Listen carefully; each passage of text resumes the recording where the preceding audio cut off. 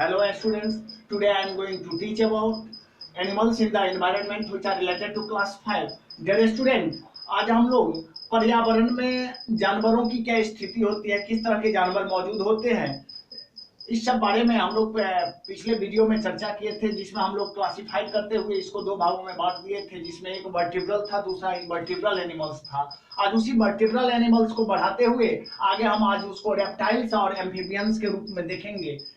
जो रेप्टाइल्स और एम्फीबियंस दोनों के दोनों वर्टिब्रल एनिमल्स होते हैं और इनका फीचर्स कैसा होता है, कैसे ये अपने आप को सर्वाइवल बनाते हैं, क्या इनका डेली का दिनचर्या होता है, इन सारे पॉइंट्स को हम इस टॉपिक के अंतर्गत रखेंगे। तो सबसे पहले देखना है हमें रेप्टाइल्स को देखेंगे। रेप्टाइल्स जिसे हम सरीसृप कहते हैं, क्या कहते हैं? सरीसृप।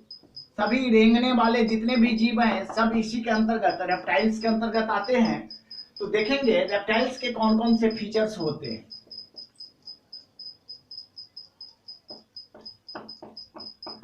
Reptiles are considered as the vertebral animals.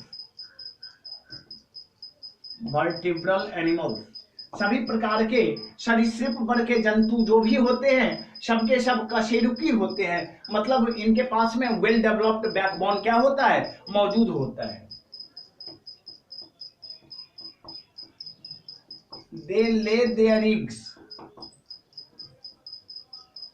ये सबके सब अंडे देने वाली होती है। They are referred as cold blooded animals.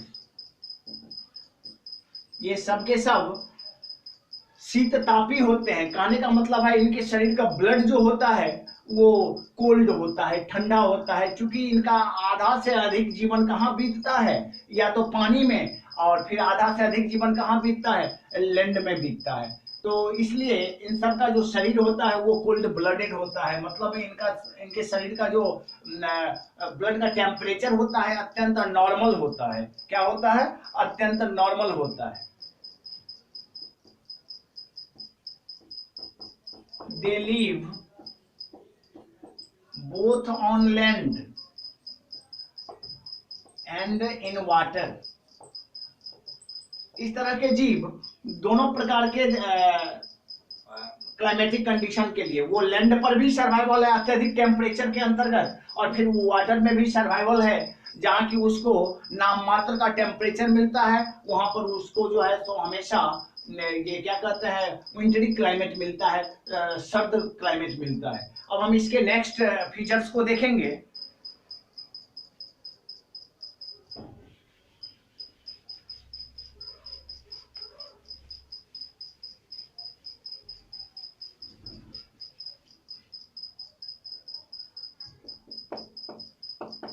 All reptiles are ectotherms and have scaly skin around their body। इनका शरीर समतापी होता है और इसके लिए पपड़ीदार, इसके चमड़ी जो होता है, इसकी त्वचा जो होती है वो पपड़ीदार होती है। कैसी होती है? पपड़ीदार। These organisms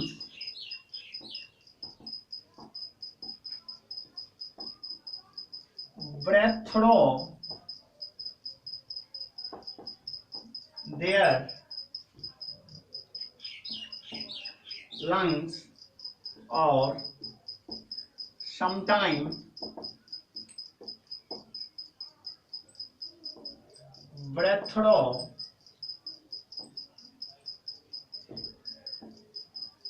their moist skin। their moist skin, या तो ये लंग्स के थ्रू रेस्पिरेशन की क्रिया करते हैं या फिर अपने नम त्वचा, शरीर के ऊपरी भाग की त्वचा जो कि नम होती है, मॉइस्ट होती है, उसके थ्रू जो है सो ये रेस्पिरेशन की क्रिया को क्या करता है, संपन्न करता है। डियर स्टूडेंट, अब हम इस रेप्टाइल्स के स्ट्रक्चर को देखेंगे, किस तरह के स्ट्रक्चर्स होते हैं।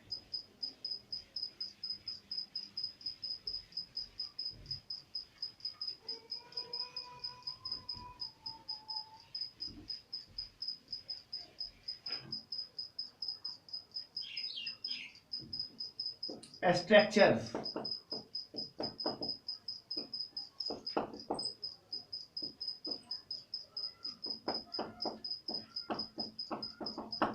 reptiles are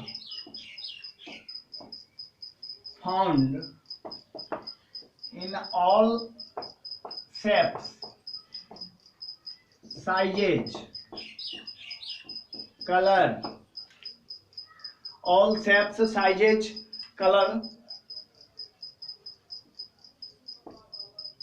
and live almost in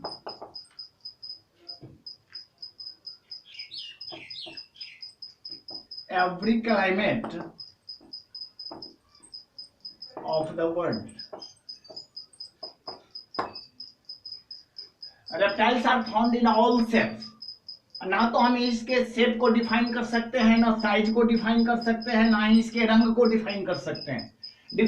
They have different shapes, different sizes, they have different color shades and संसार के हर एक जर्रा जर्रा में, जिस रीजन में, जिस क्लाइमेटिक जोन को हम खोजेंगे, वहां किसी ना किसी रूप में ये रेप्टाइल्स क्या होते हैं, मौजूद होते हैं। डियर स्टूडेंट, अब जब ये संसार के भिन्न भिन्न हिस्से में मौजूद है तो फिर इनके कैटेगरीज कितने हैं, कितने भागों में ये बटे हुए रहते हैं।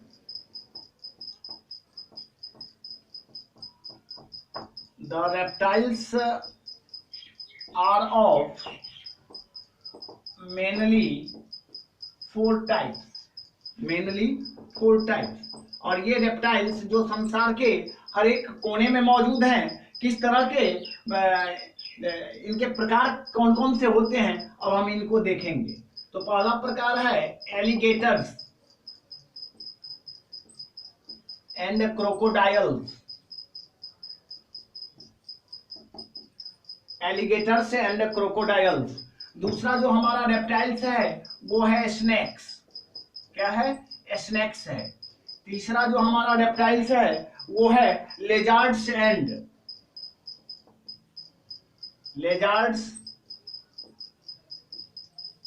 लगवान्स,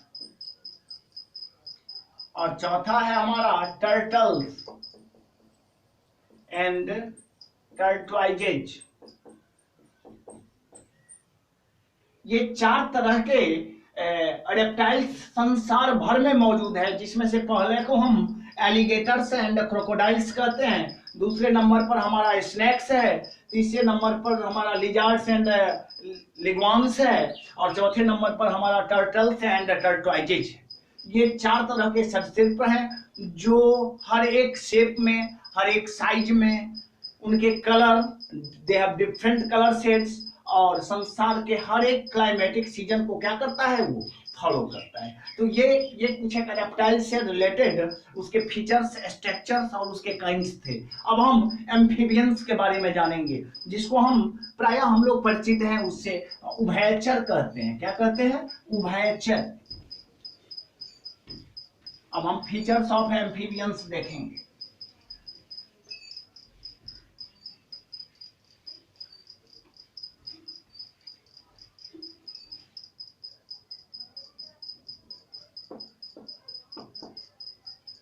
Features of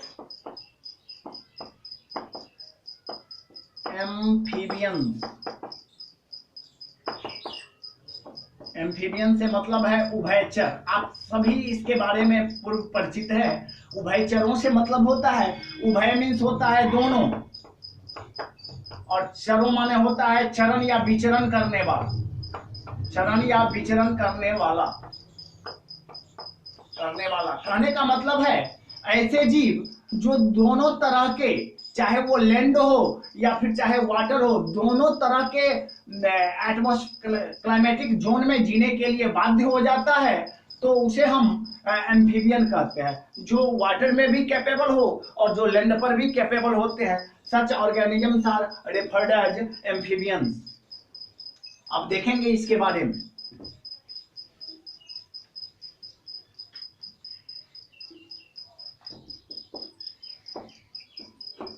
The word amphibian means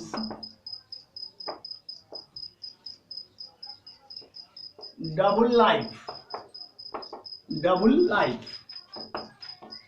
जैसा कि word to word meaning amphibian का होता है, उभयचर, डबल लाइफ, मतलब ऐसे जीव जो दोनों तरह के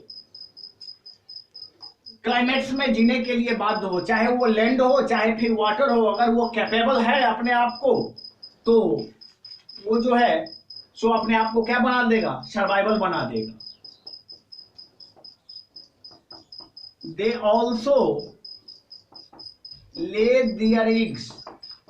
ये भी रेप्टाइल्स की तरह अंडे को क्या करती है, अंडे प्रदान करती है, लेइंग करती है। They are also called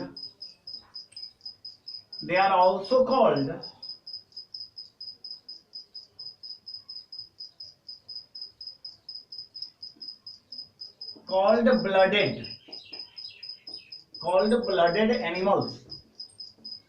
They are also called blooded animals. They goes through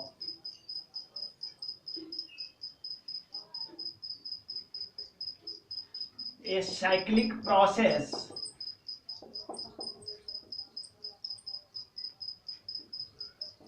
metamorphism. ये साल में एक बार कायांतरण भी करता है। क्या करता है, कायांतरण भी करता है। They are mainly found around the ponds or the moist places, और इनका रहने का स्थान जो होता है या तो नदी तालाब के किनारे या फिर कोई ऐसी जगह है जो नम होती है, जहां का वातावरण अत्यंत कूल होता है। उस तरह के वातावरण में ये अपने आप को क्या करता है, सर्वाइवल बनाता है। साथ ही साथ साल में एक बार ये मेटामॉर्फिज्म या फिर कायांतरण, जिसमें अपने शरीर के शल्क को वो क्या कर देता है, उतार देता है। इस तरह के प्रोसेसेस को ये सभी एम्फीबियंस करते हैं।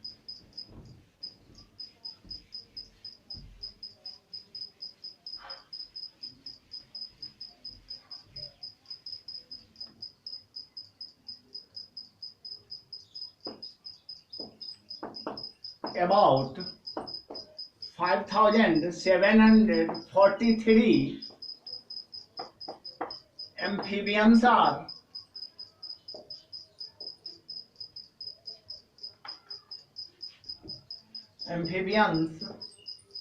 have been found in the worldwide, पूरे संसार भर में इसकी कुल 5,743 प्रजातियां मौजूद हैं। कुल कितनी प्रजातियां मौजूद है, 5,743 amphibians have been found in the world wide. पूरे संसार भर में इसकी इतनी प्रजातियां अभी तक मिल चुकी है, मतलब इतने प्रजाति अभी सर्वाइवल हैं, जीवित हैं इस धरती के ऊपर में। Over 4,000 frogs have been identified. Over 4,000 frogs have been identified, which make the frogs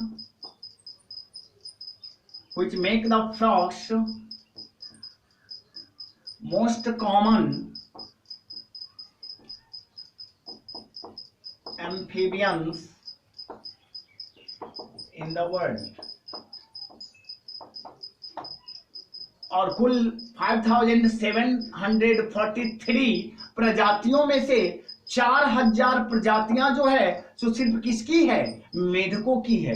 क्योंकि मेढकों की प्रजातियां, मेढकों की स्पेसीज ज्यादा है, अतः मेढक को जो है so common, most common amphibian माना जाता है इस धरती पर, क्योंकि ये हर जगह, हर शेप, हर कलर, हर साइज में ये क्या होते हैं, मौजूद होते हैं। डियर स्टूडेंट, अब हम देखेंगे जो इस एम्फीबियंस को कितने भागों में बांटा जाता है, तो हम इसके क्लासिफिकेशन को देखेंगे।